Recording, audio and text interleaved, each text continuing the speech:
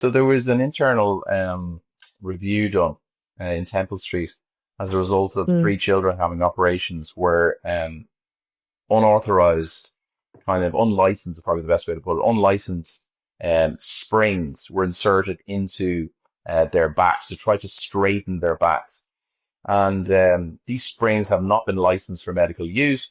They were springs that were seen by the surgeon in Temple Street at a conference in the Netherlands, as I understand it. And he saw springs being used to great effect with the most severe cases that are otherwise almost untreatable. So we're not talking about mild scoliosis, we're not talking about every case. We're talking about the really hard luck cases, and the ones that have very few options. And so, as a result, he brought them back. He spoke to another surgeon there. He allegedly spoke to the one of the directors in Temple Street, who denies that the conversation happened, but both surgeons say it happened, and said, "Look, I want to try this. I want to see if I can help these children who are otherwise unhelpable. Like otherwise, we cannot help them. I want to help, see if I can help those children." So the operations were conducted, and there was immediately kind of a bit of a furore because they weren't licensed in Ireland to use these springs. It was not quite an experimental treatment, but it was certainly an unorthodox treatment. And as a result, an internal review was conducted, and this guy's been thrown under the bus. He's been completely thrown under the bus, and he's been made out to be some kind of cowboy and I saw David Cullinan, the Sinn Féin health spokesman, saying it's a disgrace and a travesty and all this kind of stuff.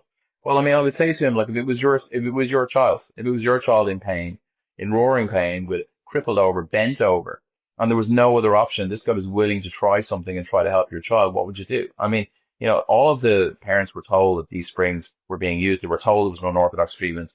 I have a lot of sympathy for this guy. I think he was genuinely trying to do his absolute best with these kids. He wasn't in any way callous. He wasn't in any way flippant with their health. I think he is the guy. There's no one else in the room. There's literally no one behind him waiting to come in if he can't do the job. He's it. He's the guy. And so there's huge responsibility on him to try to help these children. And I think he was doing absolutely everything he could. But in the classic Irish way, we assume this guy has nefarious